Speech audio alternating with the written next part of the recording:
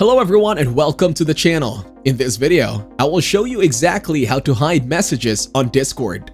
First of all, open up the web browser on your PC. Then from here, click to open the Discord. Once you are in your Discord account, click to open Discord. To start, type 2 vertical lines.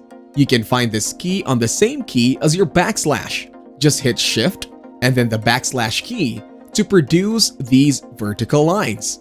After the vertical lines, you can type the message you want to send in a hidden format, such as "This is a hidden message."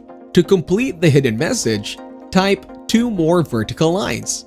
When you send this message in Discord, it will appear as a hidden message. Upon clicking on it, the content will be revealed. And that is it. It is a simple and effective way to send messages discreetly. Thank you everyone for watching. Hope you got some value. Make sure to like the video and subscribe to our channel. Leave a comment down below and I will see you in the next one.